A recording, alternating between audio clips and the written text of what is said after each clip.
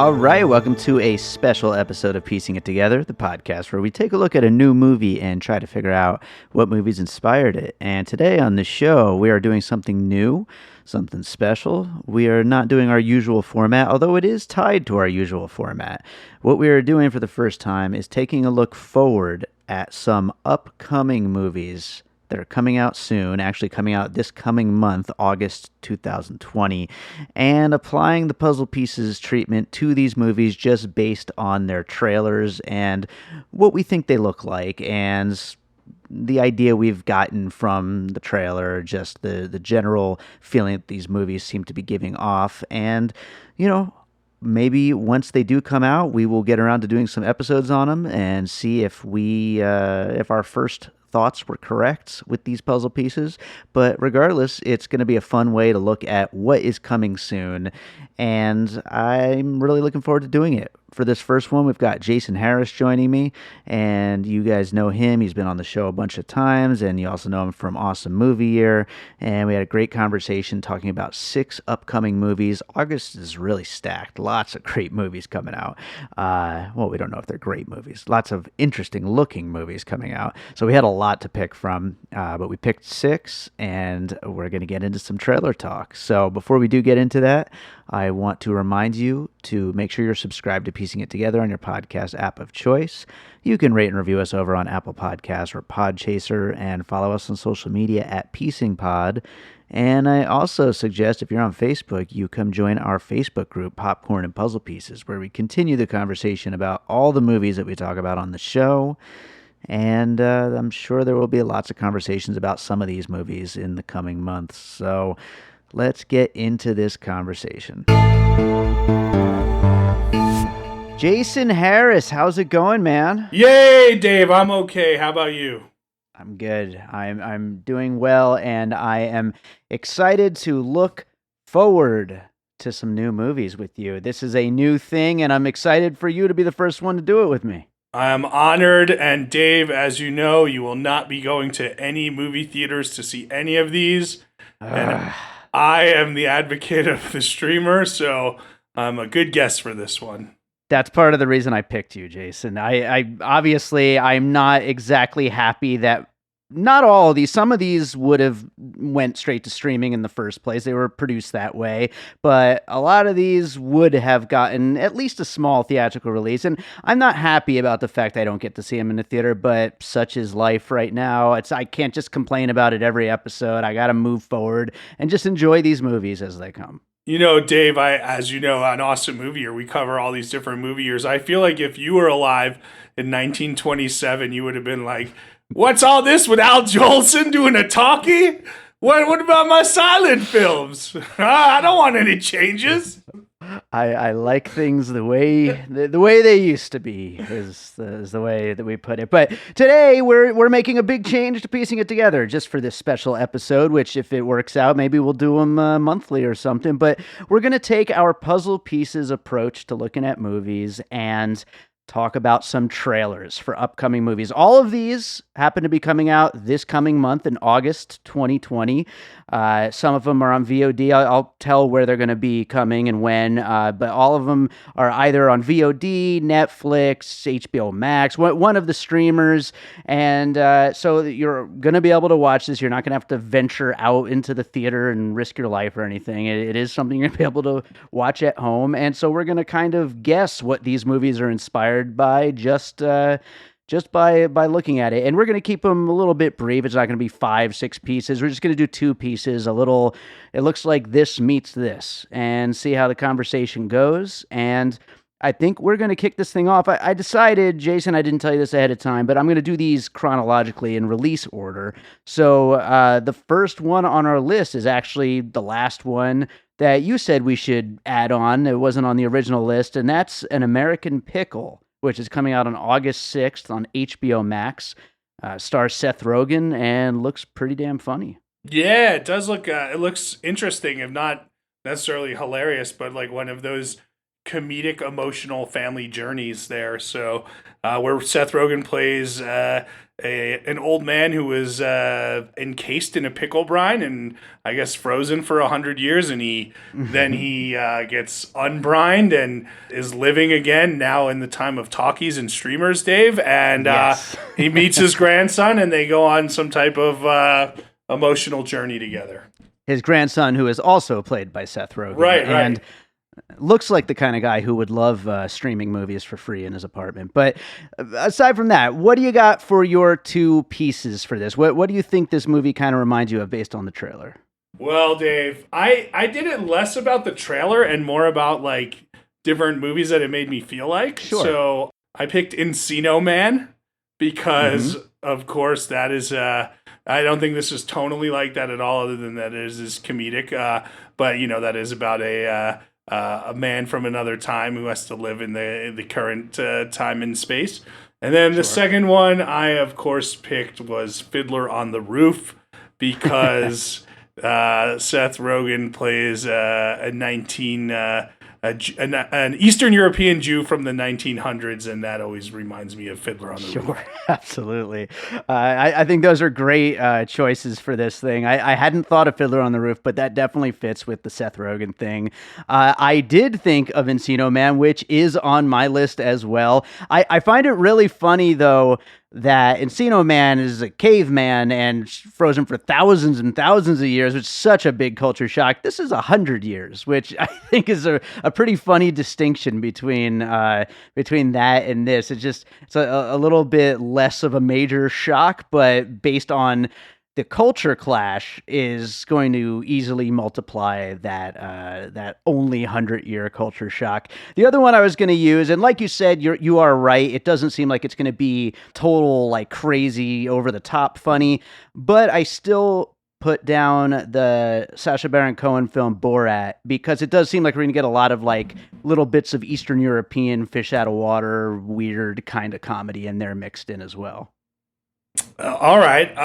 Hey, since we're talking about it, how about Blast from the Past? Wasn't that one where a dude from the 60s was, transported to today or something like that? Or yeah, and that works because it's that bringing somebody into the current time, but it's not that big of a jump. You know what I mean? I just think that's an interesting place to come from. Yeah. But yeah, those are cool. And one last note before we move on to the next one. The director Brandon Trost. It's again, we talked about this just recently on our episode on Palm Springs. It's another first-time filmmaker. This guy, Brandon Trost, he is a cinematographer on like a ton of comedies, a lot of Seth Rogen comedies, This Is the End, and like a lot of that stuff, but first time making a feature film, and it's kind of cool that Seth Rogen came along for the ride. Yeah, it looks good. And just to warn you, Dave, I have 4 pieces on every single one, but I'll try to edit to myself till 2. But if you want more extras, then I can give them to you for any one of them. So squeeze them in as much as you want. I will. I'm not even going to edit that. I'm just going to allow that to happen. Okay, so here were the 2 others I thought of for An American Pickle. It's a grandfather who obviously has dead relatives because of his journey through time and space. So Interstellar. That was, this is very Nolan-esque, let's say. And then I thought, what's my favorite or a great movie between a grandparent and a grandkid? And I went with Little Miss Sunshine over Dirty Grandpa. Okay. All right, I could see that. Okay, so we'll add those couple of extra ones in here and there, but let's move on to the next movie. All right, and we can do that. This one is going to be hitting VOD. I think it was originally planned for a theatrical release, but probably like a smaller one. But it's called Spinster. It's coming out on August 7th, and it stars Chelsea Peretti as a woman who's dealing with the issues of online dating and all that kind of stuff a little bit later in life, and along with trying to open a restaurant, it seems, and it looks like a nice little spin on the rom-com, which I know is a big genre for you. I do love the rom-com, but I didn't love this preview. Okay. All right. Wasn't your cup of tea, huh? I mean, I don't know. I thought it looked fun.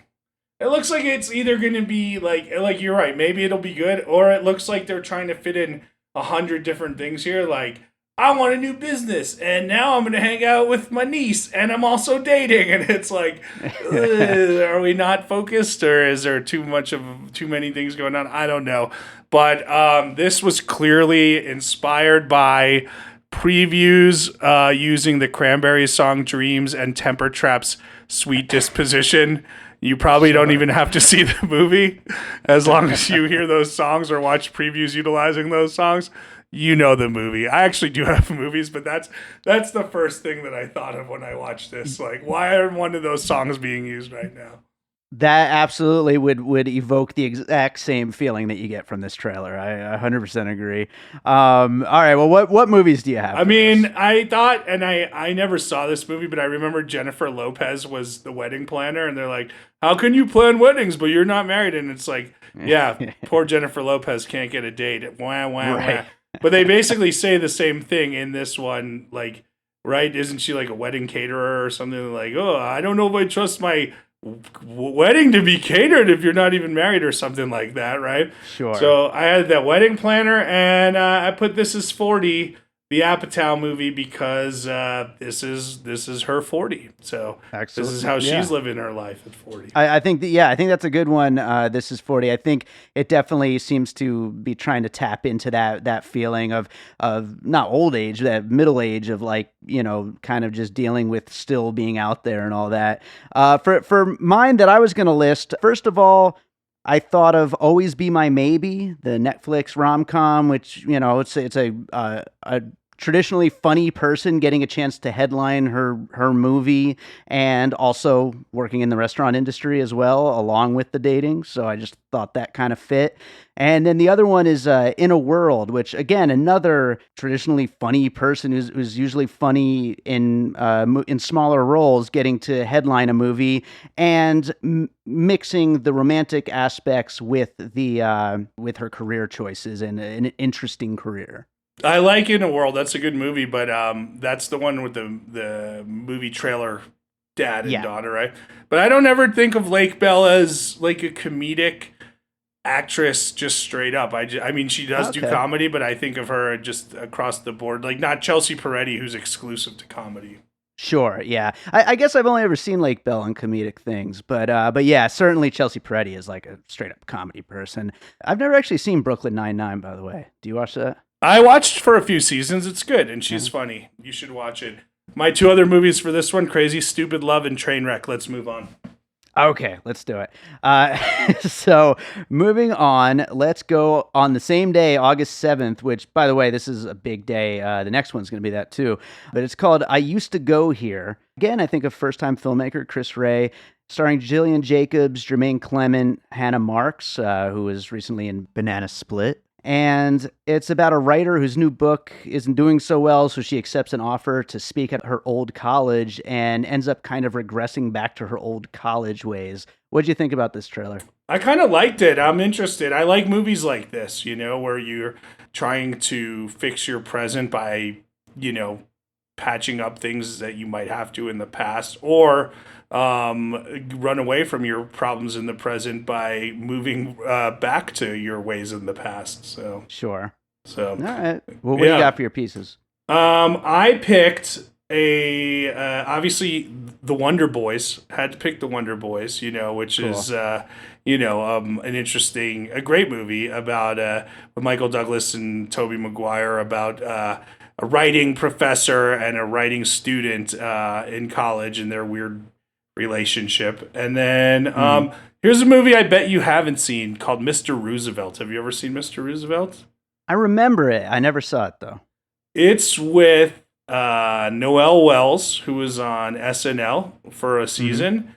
And she's really good in this movie. And she's a comedian living in LA, and her life is falling apart, or an actor, I'd say, in LA.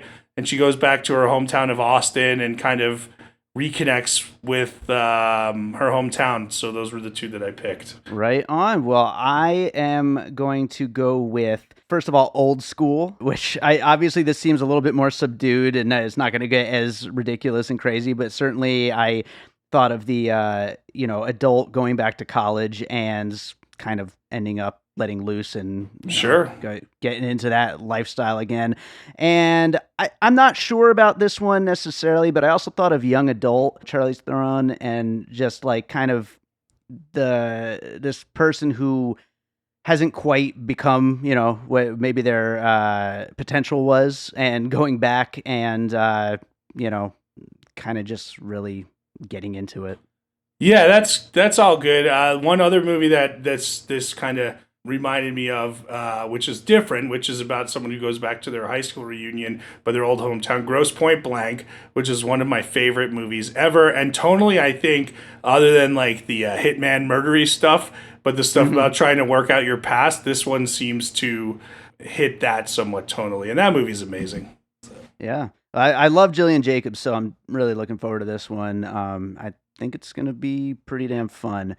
So now we're going something completely different than those two. We are going to David Ayer's The Tax Collector, which I know was definitely planned for theatrical, but is coming out August 7th on VOD. It's based around these Los Angeles gangs and, drug gangs and all that. And Shia LaBeouf plays a sort of kind of Latino character, and there's been a lot of controversy about that. Oh, he definitely plays a Latino character, doesn't he? Yeah, I think so. Yeah, I what he's doing, I don't know for sure. But as far as these kind of movies go, David Ayer definitely makes them, and I think they have an audience for this, and so I have a feeling that this is gonna go over well with fans of this kind of thing. What did you think of this one? It looked interesting. I'm gonna watch it because like you said, like, I mean, he's made, like, End of Watch was a good movie, and, Sure. and he made that, and but at the same time, this could be a horribly misguided effort, Right. as we see and Shia LaBeouf, who looks like he's giving it his all here. It's like, maybe this doesn't work in 2020, but we'll have to see, right? So Yeah, he's been on a roll lately, and so I Yeah. was really excited for it back when I first heard about it, and the trailer certainly isn't bad. So I mean, I'm definitely going to be watching it. I just I hope it doesn't go too far. Right, over, Honey Boy but, was awesome last year, so Oh, so good, so good. So what do you got for your pieces? I mean, obviously, when you think of LA and gangs and like this kind of gritty, stylistic piece, you come to Training Day. So Sure. that was my first one there. With Denzel and Ethan Hawke, and then the other one that I thought of was a lesser known movie with Anne Hathaway and I think Bijou Phillips, where they play like two, rich white girls in LA who want to like live dangerously and start like dating and hanging out with like Mexican gangsters, which again, I don't know how well that holds up. And that movie's called Havoc. So those were the two that I had, and my extra on this one is Sicario, which just reminded me of stylistically. All right, well, you got connections to both of my picks here, because first of all, of course, David Ayer wrote Training Day, and I honestly, I mean, this is such a cheat, but David Ayer films in general. I mean, you got Training Day, you got Bright, even though there's no, mystical crap going on in this. I mean, it still kind of has that feeling. Even Suicide Squad to a degree, just like getting into that like deep and dirty kind of like, is this what gangs are like? I don't really know about that, but maybe. And then as you brought up Sicario, I was going to bring up Sicario Way of the Soldado, the sequel, which is a much less successful film. But it kind of gets that feeling of like, almost like a Fox News looking at the gang situation and like this is how bad shit is, and you should be scared and hide your kids, Hide your kids, hide your wife. That's right. I never saw the second one because Sicario, the first one, is so amazing, and I heard the second one is not, and I was like, I don't want to ruin it. So. It's so bad, but yeah. So let's move on to the following weekend, and we're getting to a Netflix film. This is coming out August 14th. It's called Project Power.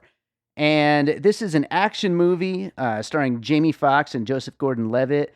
And it basically looks like I'm hearing it described as a superhero movie. I didn't realize it was a superhero movie, but basically there's like these drugs that you take and they seem to give you some kind of super abilities for 5 minutes at a time, and it just looks like a total like balls to the wall. It's called Viagra. Sorry. Well, that is why I bring on the stand-up comedian. Oh gosh! If it lasts longer than 4 hours, then you might be a hacky comedian. Gooey. Call my doctor. You mean call the hookers, huh? So what do you got for your pieces for this one, Jason? Well, the first thing I thought of was Limitless with Bradley Cooper, which then became a TV show where you take the drug and your mind expands and you could do all these things, and then, the government comes after you or something.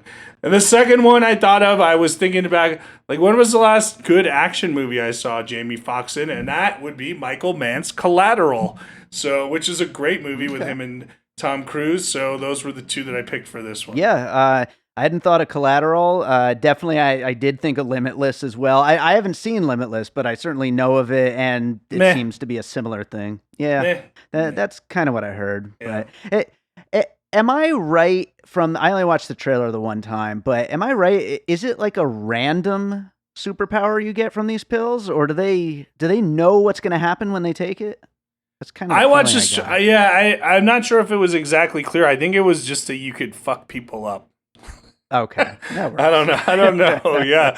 I don't think it's necessarily like, oh, I can fly for 5 minutes, or, I mean, I didn't get that. Maybe it would be. That would be interesting. But it seemed like it was just like, oh, I can crush people's faces with my fists now or something like that. So. There you go. Yeah. Well, the other one I thought of, and not a very successful movie, but maybe the last big blockbuster that anyone will ever see in the theater if movies never come back, but it is Vin Diesel's Bloodshot, because it does have the same kind of thing where you are being upgraded into basically... I don't know if you actually watched that movie, but it's at no point do you really understand, like, okay, what is his power? It's just he can do absolutely any and everything he needs to do at any given moment in the script. It's like, oh, I could fly because I need to fly right now, or, oh, I'm bulletproof because I need to be bulletproof right now. It seems like they're just throwing superpowers at these people in this movie, which, can be fun. You were the only one who saw that movie, Dave. So.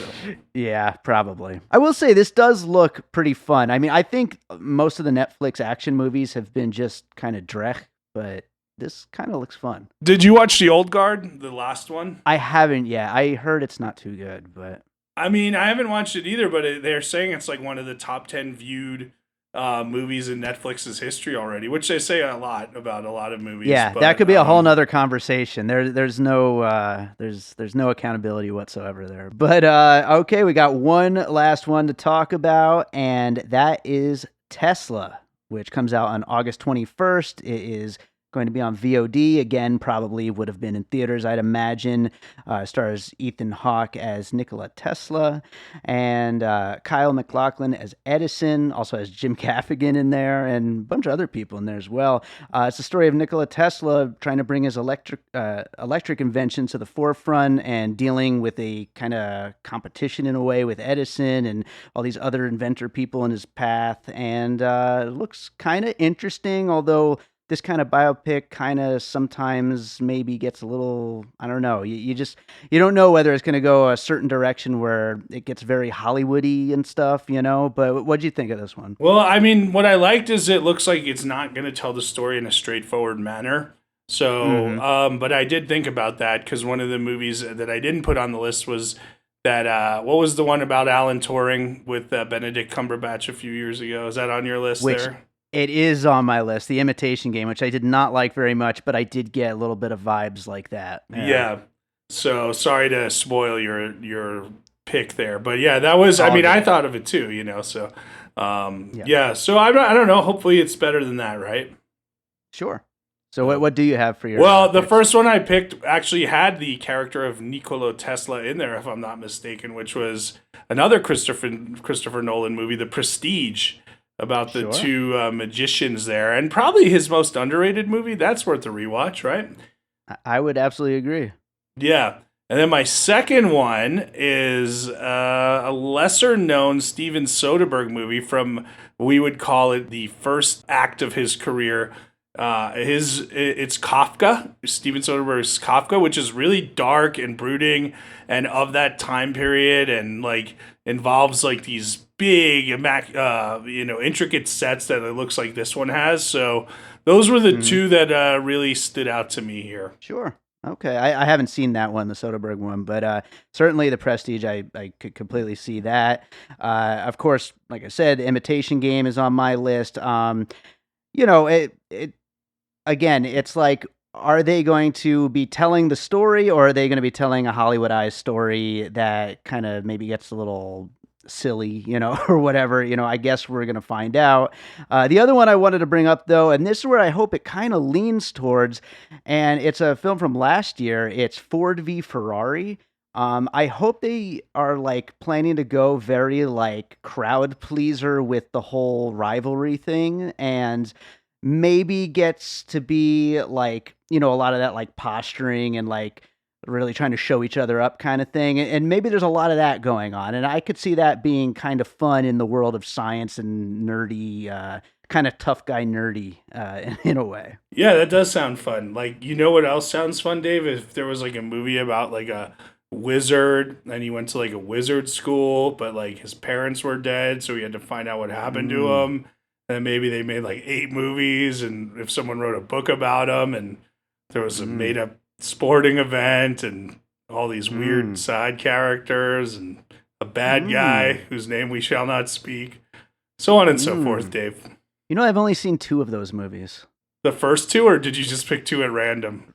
2 at random. Really? Which Yes. ones did you see? I bet you saw the third one because it's Corone. Right. Yeah, I saw that one, and I think I saw the second to last one, maybe. I don't know. That's a random one to pick. So I'm currently watching the Harry Potter series with my daughter. We're through the first 4. 3 and 4 are my favorites, which is Corone and Mike Newell's one. So after that, we go all into David Yates. Well, Jason, I think this is fun. I think we got a lot of movies to look forward to here. I mean, August seems to be, there's a lot more that we could have picked for this little conversation here, but there's so much coming out, and I'm excited to see some of it, and maybe we'll end up doing an episode on one of these once it gets there. Do you want to call dibs on anything? I got dibs on this whole project, Dave. On these, I would like the one I'm most interested in is I Used to Go Here. I think that's going to be, and An American Pickle. Those would be the 2 that I'd want to do. So those are right up my alley. Get you in for one of those for sure. Yeah, so right on. Well, why don't you tell people where they can find Awesome Movie Year and everything else you're up to? Awesome Movie Year is about to. I think when you drop this, we'll have already dropped season 5, episode 1. Hooray for us, which is 1977. An awesome movie year indeed, which starts with Star Wars for us. So, awesomemovieyear.com. You can get it wherever you get your podcasts. Also, we're at Awesome Movie Year on Facebook and Instagram, Awesome Movie Pod on Twitter. I'm Jason Harris Comedy on Facebook and Instagram, Jay Harris Comedy on Twitter. My website, Go for Jason, deserves to have the Temper Trap Sweet Disposition in the background playing over that. Remember when everyone had music on their websites? That was fun. That was my heyday as a composer. But, yeah. Well, Jason, thanks so much for doing this, and I do think that we should try to do it again next month. What do you think? I'm in. Let's do it. Let's keep doing this. This is a fun project, and Dave, like they used to say on Siskel and Ebert, see you at the movies, and by that I mean on your couch, because you can't go to a movie theater because we're horrible human beings in this country who will not do anything to inconvenience us to make this virus disappear. Meanwhile, in New Zealand, they're having full-fledged concerts. Show a little discipline, people. Have a good day.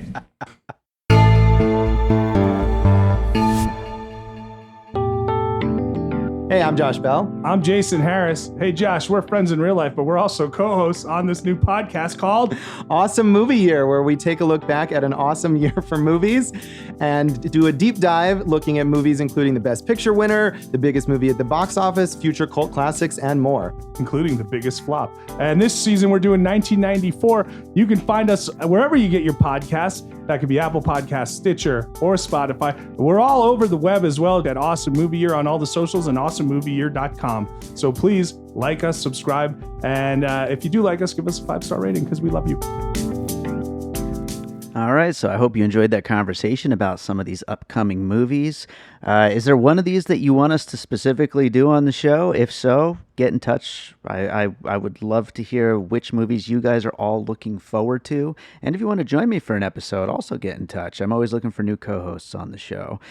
Thanks to Jason Harris for doing this with me. And like he mentioned during the episode, they are now entering their 5th season on the films of 1977 this time, starting with Star Wars. So you should go check out Awesome Movie Year wherever you listen to podcasts. And season 5, 1977. It's going to be a good season, I think. A lot of interesting movies to check out. I just watched Pumping Iron this morning, which is their documentary pick for the season. So some really, really interesting stuff over there on Awesome Movie Year. Check it out. I do want to remind you, as always, you can subscribe on any of the major podcast apps to Piecing It Together, and you can rate and review us on Apple Podcasts or Podchaser. You can follow us on social media at Piecing Pod, join the Facebook group Popcorn and Puzzle Pieces. And other than that, I always appreciate your comments on the show. You can share us. We really, really love it when you share the show. And we also have a Patreon where there is usually advanced episodes of Piecing It Together available. There's exclusive music stuff from my music career. And then we just recently started adding some bonus Awesome Movie Year content, including 2 special bonus episodes for the 1996 season, including Space Jam and Waiting for Guffman. So lots of great content over on the Patreon. Go check it out, patreon.com/bydavidrosen. It's a overall produced by David Rosen Patreon for all the stuff I am constantly involved in. So check that out, and thank you as always for listening. Let's leave you guys with a piece of music like I always do, and this being a special previews episode, I might as well preview some of the new music I'm working on. And this is a track that will be on my new album coming out later this year. It's called The Garden. So enjoy The Garden, and we'll be back with more Piecing It Together, a regular episode, or possibly actually another special. I'm not sure. I think the next one is going to be another special episode. But get subscribed. Keep your eyes peeled. There's going to be some good episodes coming your way, whether they're piecing it together or breaking it apart or missing pieces or whatever it is that we do next. Thank you as always for listening. This is The Garden. We'll be back soon.